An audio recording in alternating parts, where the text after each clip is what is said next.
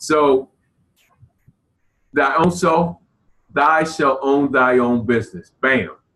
Point blank. Real simple. Make thy money grow. All those things are mindsets, okay? Right. So entrepreneurship in America. What is entrepreneurship in America?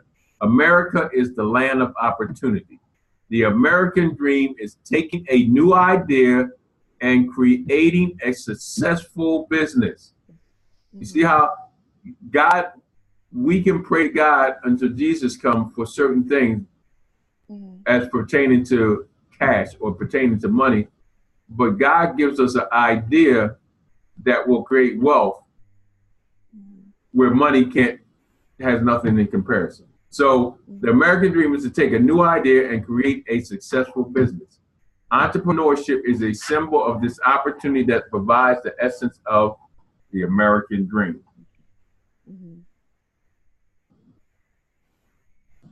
So entrepreneurs ain't born, but made through their experiences.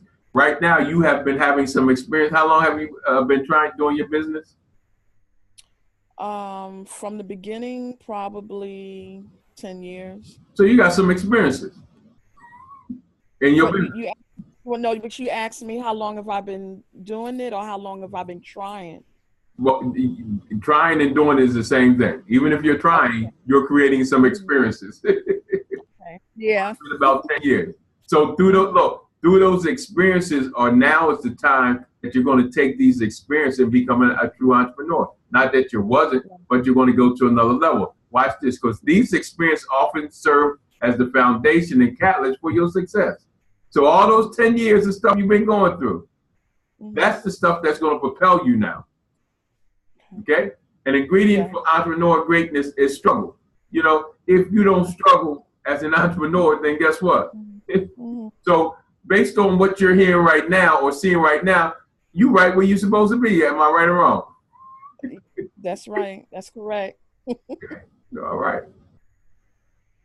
So what are some of the fears and doubts in starting, being an entrepreneur, starting your business? Starting a business is hard. How do I know if my idea is worth pursuing? Is my idea unique? Naysayers believe my idea will fail. So, so here's the truth about this. Here's the truth.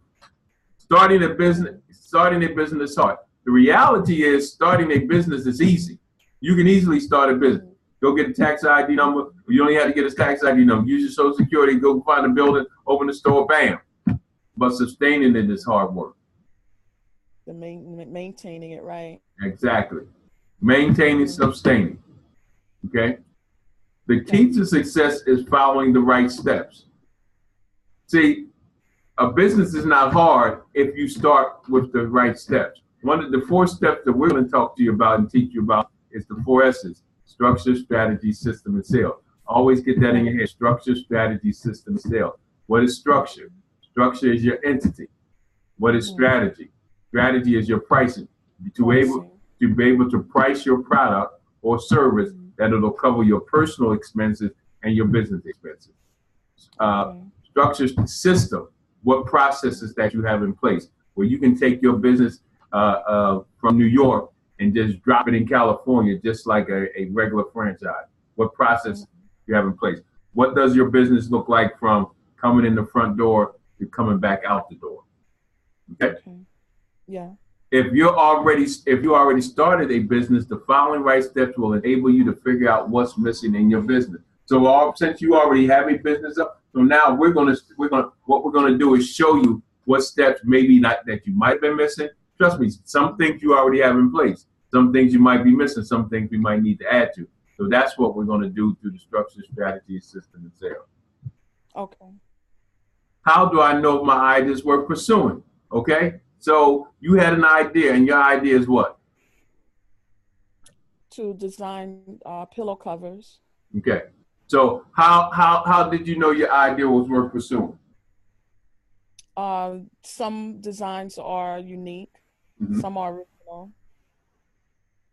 Okay. So how do I know if my idea is worth pursuing? Starting a business requires understanding the ability to evaluate your idea. One of the things that we do a course or a workshop on evaluating your idea to get to the pain point. Okay. Is my idea worth pursuing? Okay. The goal is figuring out whether your idea is worth pursuing to help save time and money. Okay? Okay. Naysayers believe my idea will fail. Getting the right advice, guidance, and mentorship is the key to starting your business. Understand, we did, I don't know if you was on our teaching the other night on uh, big picture thinking, big picture thinking. Well, getting around the right people, people that know stuff that you don't know, people that's in the industry that knows stuff that you don't know. Being able to continue to learn about your industry, learn about your market, learn about your niche, understanding your marketplace, understanding who is the big dog in your marketplace, right? Because you don't want the whole marketplace. You want to find in your marketplace a particular segment, a particular people, a particular demographic that your niche fits for that particular population. Okay? Right. Mm-hmm. It is important to network with those who are interested in the same industry, are Mm-hmm. building a business similar to yours, and can educate you on the pitfalls of business. Okay. Now what? We have just the most common fears and doubts most people experience starting a business. Remember that starting a business doesn't have to be complex. Mm-hmm. Unfortunately, many entrepreneurs believe that their entrepreneur's failure is due to lack of luck. Many others believe it's a failed business plan. Mm. Let's talk about the business plan for a second. Because the first Okay. thing they tell you, have they told you to get a business plan yet? Yeah, when because years ago I used to go to small business classes, and that was one of the things they talked about. Yeah, the first thing they talk And about. that's right. Right. Mm-hmm. Did you ever get one? No. Okay. Watch this. You often hear you need a business plan to start a business. Truth is, not all businesses require a business plan. Mm-hmm. Wow. For those that do, you may search for an expert to create a plan or follow a standard business template. Right? Mm-hmm. Watch this. Right. Looking for an expert to write your business plan is generally a waste of money. Wow. Why? I didn't think I would hear that. Yeah, I know. Uh-huh. You have to look, you have to do the majority of the research when the expert is taking the information you provided and presenting it in a way that follows the standard business template. So what happens is when you pay somebody to do your business plan, basically they ask you to get all this information. They have this template and they put it in this template and bam, they hand it to you. Here's the two problems with having somebody write your business plan. Mm-hmm. 90% of the time, right, the person that's writing it never owned a business. The second thing, well, it's three things. The second thing is that he knows nothing about your business. And third thing, if you just started a business, you're only dealing with assumptions and projections. And assumptions and Right. projections and what ifs. When a bank sees that, then they just take the business plan and throw it to the side. It takes time to bring actual facts and figures. At some point, Oh, you'll need a business plan, but right. when you get the data and you get the information that you need, then you know what goes in your business plan. Okay? Now that makes sense. That makes better sense. Yeah. Right. So don't wait. Mm-hmm. So a lot of times people spend their time on this business plan, all this stuff, while they could be spending more time on the 4S's: structure, strategy, system, and sales in their business to create the information for their business plan. And then you have to ask yourself, the person who's doing it, is the expert knowledgeable about your business? Mm-hmm. More than likely, he's not. Mm-hmm. More importantly, watch this. What statistics or research do you have that actually validates the assumptions in your business plan? You don't have none of that stuff because you're brand new. Right. And the more That's what I some was about time. Because I did try to do one, and I pulled up a business plan template a few times, but it was well, for me anyway, it was kind of hard to get the information because I wasn't sure what the name of the industry was, if it was home interior or home design. So certain things was hard for me to get, and that was one of the things that I just dropped it and left it alone. right. So what we're going to do is make sure you have the statistics that's going to Okay. go to put in Mhm. your business plan where you don't have to figure out what goes in your business plan because you have it in front of you. Okay. Okay. Answers that should, these are things that should be in your business plan. Okay. Okay. Mhm. What is, and this is what the bank look for, or somebody who's looking at your plan. What is your idea? Do you have the experience in that area? Two, what is your market? Mhm. Do you know whom you're selling to? Three, Mhm. how much money will it cost? What will it be used for? Four, how will the business be ran? Example, will you be an active owner or franchise company? Five, where do you see your sales in 2 years? How do you determine it will be at that level? So these are the five main things inside a business plan that you need to have. Okay. Mhm. Uh, Mhm. the four S's to success. Okay. Write this down. This will be it. The four S's. Okay.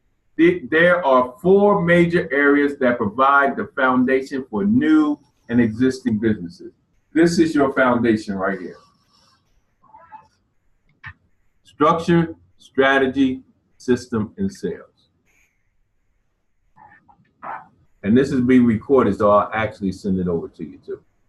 If you, Oh, okay. but you have to request it, and I'll send it over to I request, please. you. So, the four S's to success. They are laden with business jargon, and when you talk about business plan, this is the stuff. They're laden with business jargon, management lingo, or analogies found by many books. They provide a necessary roadmap millions of Americans can use when starting their business. See, it's not laden with all this business plan stuff and all this management lingo. When you talk about the four S's, you're talking about some real reality stuff. You're talking about a roadmap to Mhm. for your business. When just like I gave you your operational plan that you have now is your roadmap, right? It's the roadmap Right. to the foundation that we're getting you to. You can tangibly see it when we have our when as moving forward as we start working on that on your one-on-ones. We'll be targeting what dates to make sure those things stay in place. Okay. Oh, okay. Pitfalls of small businesses. Pitfalls small business face are. Pitfalls small businesses face are: one, complicated business ideas. That's structure. So that means your Okay. structure is not properly set. Poor Mhm. revenue model. Strategy. That means you're not pricing right. Poor marketing and branding. Strategy. That means you're not pricing right. Lack of customer acquisition. That's pricing and sales. Poor time management. We all know that 80% of your time in business is spent uh, not adding value to your business or yourself. Only 20% of your time is adding value to your business. You have to think Mhm. about some of the stuff. What are the stuff that you do in that 8% that you can stop doing it and focus it on your business? Okay. No dedication to a sales formula. And when you go back up, when it says lack of customer acquisition, what that's saying is you get a customer base and you're making pretty good money, and but you stay at that same customer base. At some point, you have to scale or you have to expand to get another customer base inside your market. Because when one dries up, you can't you're going to go out of business. So you can't rely on one Mhm. customer base in your business. Okay.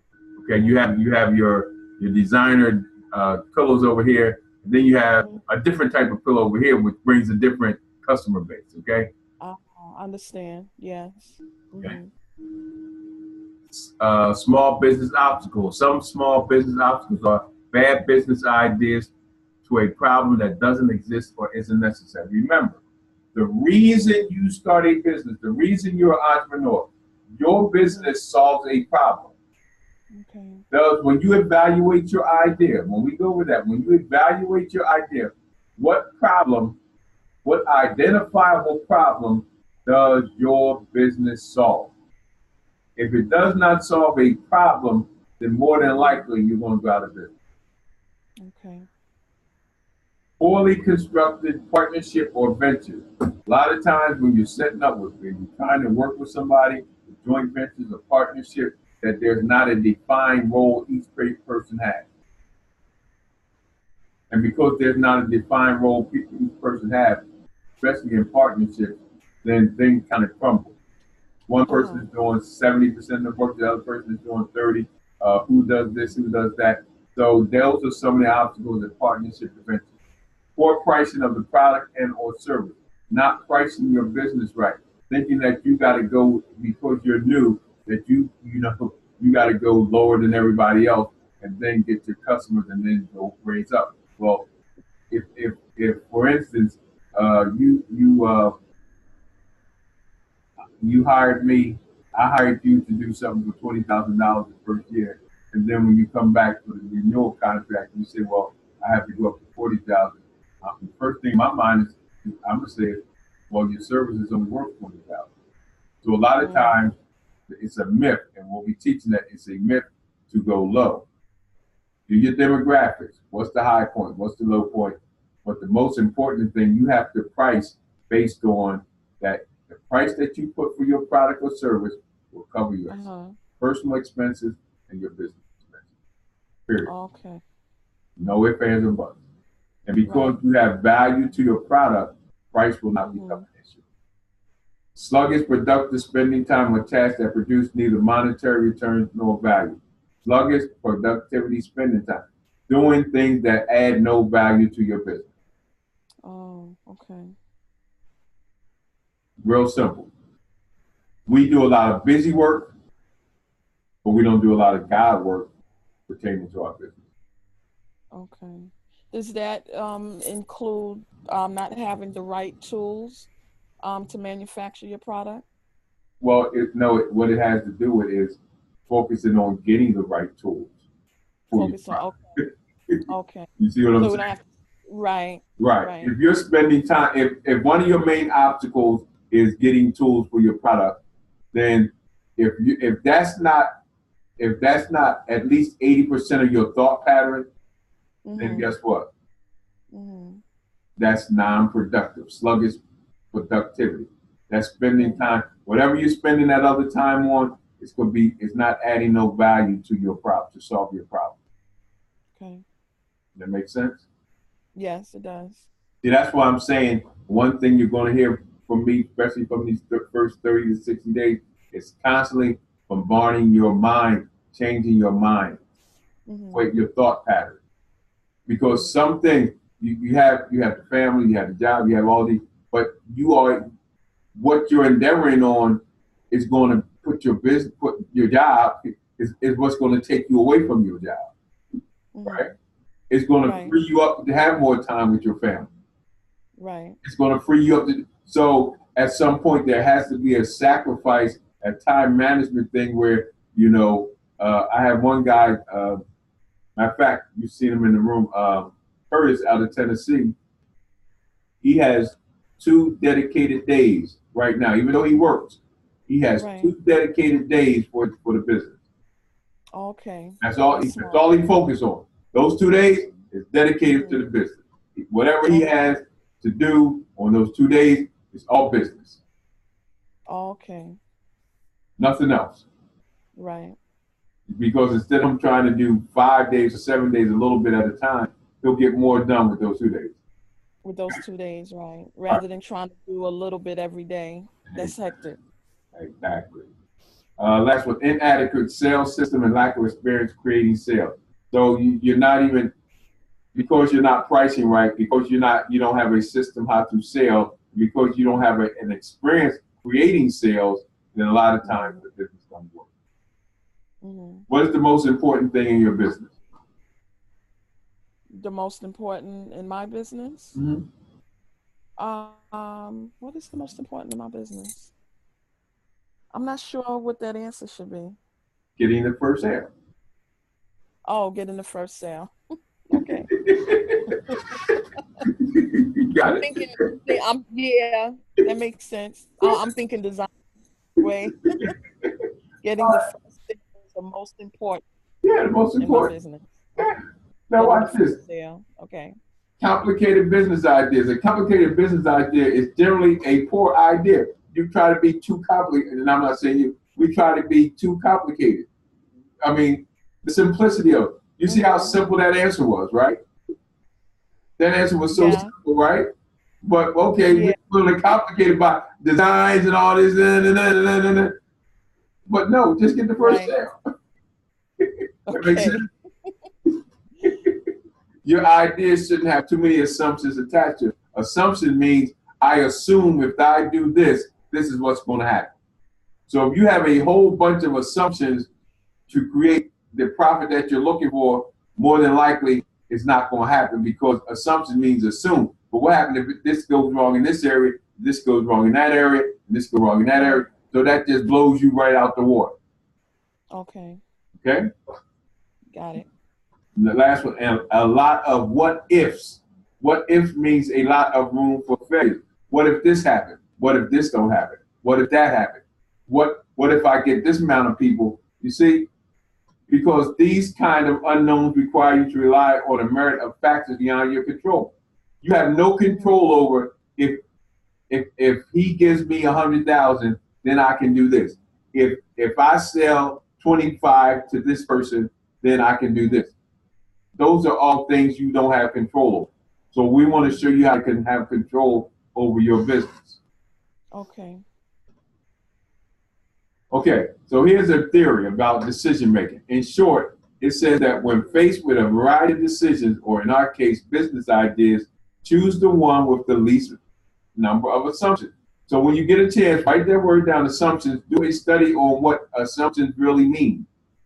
Because that's what you want. You're going to use some, because in your financial statement, you're going to use assumptions, but you want to use as less amount of assumptions as possible.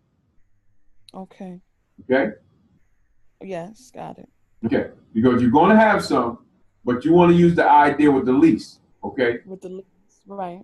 Because fewer assumptions in a business ideas provide a lower number of variables or what ifs. So lower assumptions takes away the what ifs. Mm-hmm. Okay? Got it? Right. Now stop at any time when you Huh? No, I said the fewer the assumptions, the less what ifs, the less words to crowd my brain. Now, anytime cut me off, because a lot of times people say, but I want you to make sure you get it. And this is just a foundation. Okay? Okay. We're still talking about complicated business items. As a result, you have more control on the outcome of your business instead of having to rely on factors beyond your control. Less assumptions, less what ifs, more control. Okay. Okay? Yes. Usually you should be able to explain your business idea in just a few sentences or less. So here, you ever see these big mission statements, and they have these long mission statements and all that? Well, yeah, I've seen that. Well, technically, it was intimidating the first time I saw one. Technically, you should be able to make your mission statement with 6 words or less, and a 6-year-old should be able to understand. Oh, wow. Yeah. Okay. Yeah. More importantly, your explanation should be in layman's terms. You see, you don't want it complicated. Mm-hmm. You get right to the point. Make sense to the average person, especially if the average person is your customer. Okay.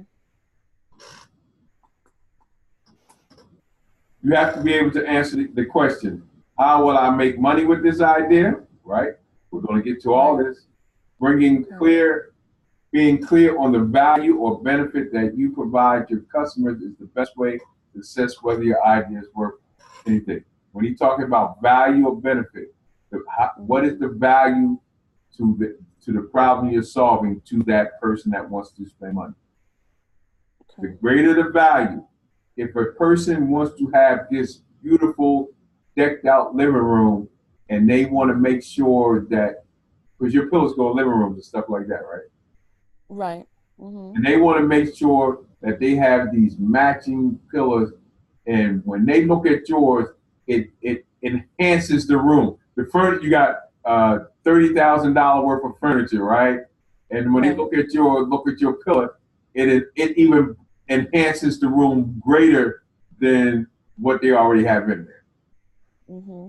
It's like, wow, I need that. Boy, that looks so good on the arm of my chair. You see, so they had a problem about what pillows that they're going to go with this expensive furniture, right? Right. It was an identifiable problem. When they saw the value that your particular product added to them, the first thing they're going to say is, I want that. They're not going to say how, most people are in that position will say, I want that first. And then they say, well, how much does it cost?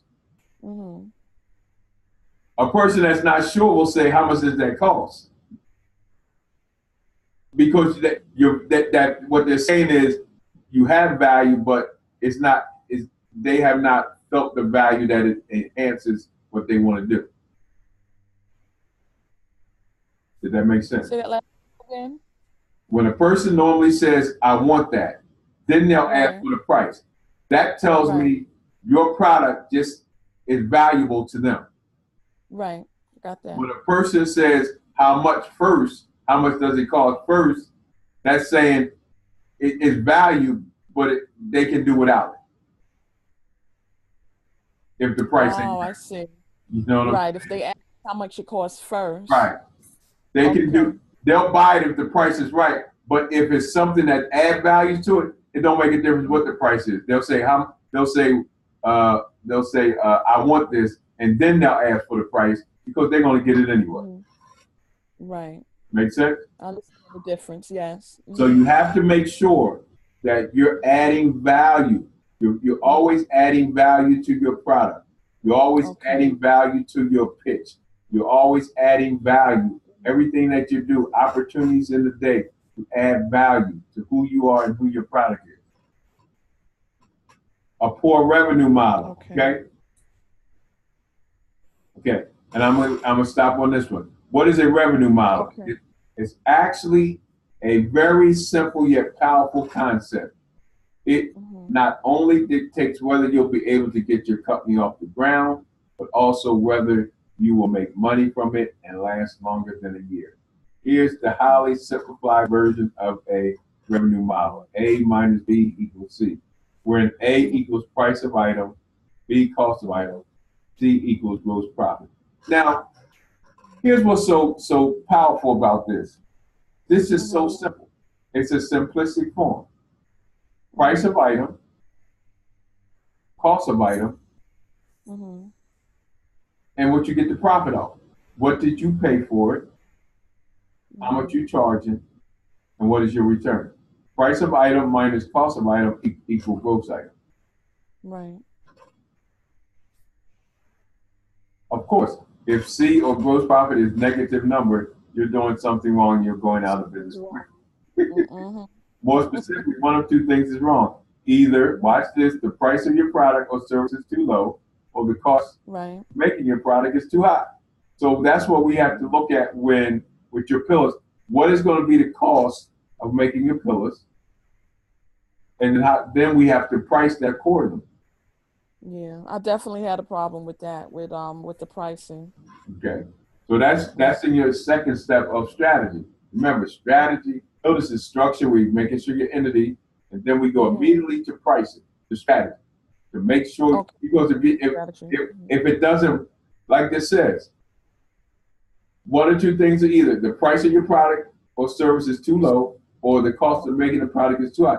If the cost of making your product is too high, right, then we need to change up how you make it or whatever, because you're not going to make no money. Now, the price of your product too low, that's an easy one. We just raise the price.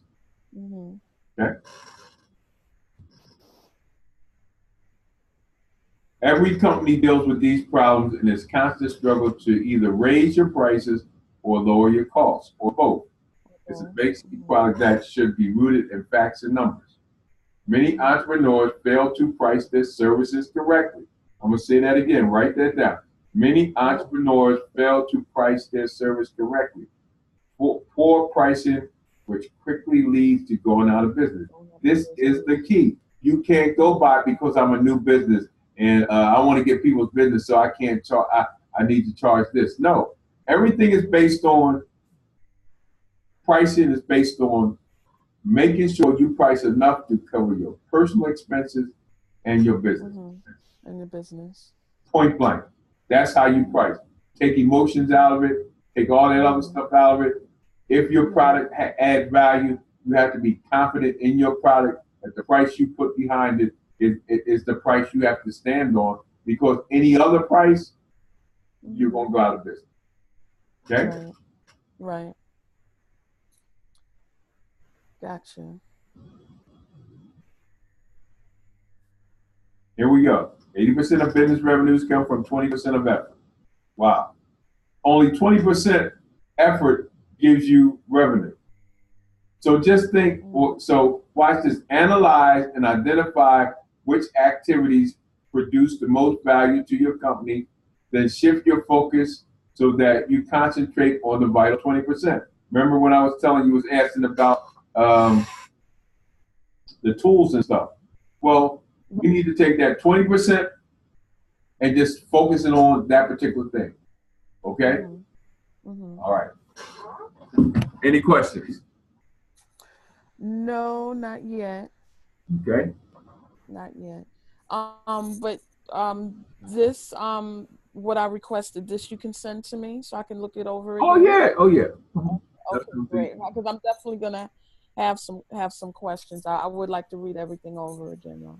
Remember, the first thing I said, big picture thinkers are constantly learning. So you're going to do, now I don't, hear me out. And this is where some people, my main focus is your foundation right now. Okay. Part of your foundation is building the right thing, structure, strategy, system, and sales, and changing your mindset, how you start looking at things as an entrepreneur opposed to an employee. How many years you been working? Let me see. Since 2000. Well, at this job since 2006. So 12 years. Yeah, how many? But pretty much all your life you've been working as an employee. Oh yeah. Oh man, I started since I was in high school, 11th grade. Right. Yeah. So so you have one way of thinking as that's overwhelming. You have a sense of business, but as far as a thought process, the thought process of an employee is way overwhelming than the thought process of an entrepreneur. So that's some of the things. Yeah. Okay. So that's some of the things we definitely have to work on. Okay. Okay. So we'll do that next week. We'll go over. I need you to send me over. I need to see what your paperwork look like so we can make sure all that is taken care of, set up, and properly done. Okay. You said the EIN, right? The EIN, whatever legal paperwork that you have for your business. Oh, that's all I have. Oh, the no, I do have the certificate. Okay. And then make sure you look at the